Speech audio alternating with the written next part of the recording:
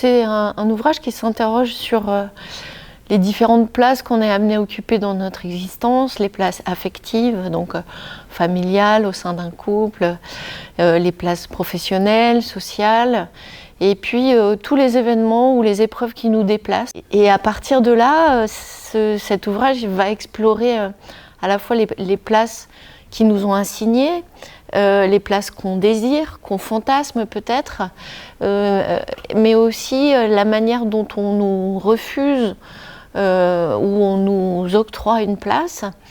Donc c'est toujours la question de la place, c'est toujours la question du rapport aussi à autrui et de la manière dont il nous permet d'obtenir ou de conquérir une place, ou au contraire la manière dont il fait obstacle à des déplacements qui peuvent nous paraître centraux. Il y a des groupes d'individus dont on sait que leurs places sont assignées aux contraintes.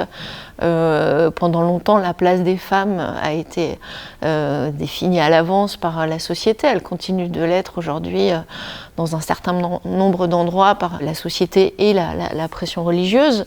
Il y a aussi des groupes d'individus auxquels on ne propose pas les mêmes possibilités d'ascension sociale, de parcours professionnel.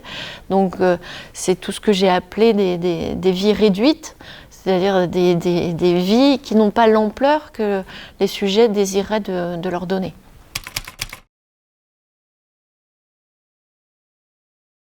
Et la question de la place est une question qui est sensible pour moi depuis longtemps, à travers la problématique notamment des transclasses, qui m'intéressait beaucoup. Et puis il y a cette espèce d'expérience étrange que nous avons traversée, d'être privés d'un mouvement, de la possibilité du déplacement, chose qui nous paraissait inimaginable.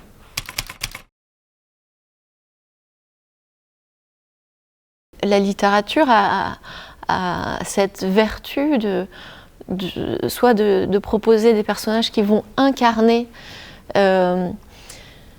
des rapports à la place qui sont problématiques, qui vont vraiment l'incarner au sens où il y aura un malaise quand on se sentira contraint à rester dans une certaine place. Il pourrait y avoir une inquiétude, un désir de changer de place sans savoir même où on va.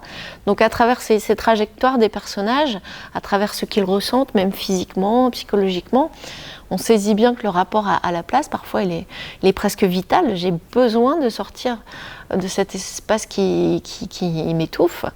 Et puis, il y a aussi une efficacité, c'est-à-dire, parfois, justement, quelques vers d'un poème vont condenser ce rapport à la place qui nous échappe sans cesse, ou qu'on fantasme comme un lieu idéal.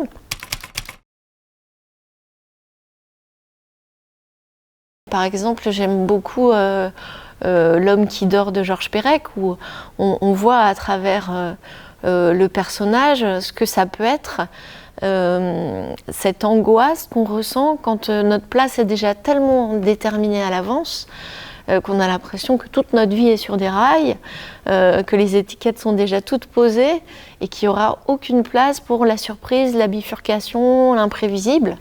Donc parfois, paradoxalement, avoir une place bien à soi, déjà parfaitement définie, c'est précisément ce qui va nous donner l'envie de nous enfuir dans des figures de héros nomades, ou de renoncer même radicalement au mouvement, comme cet homme qui, du coup, reste cloué au lit.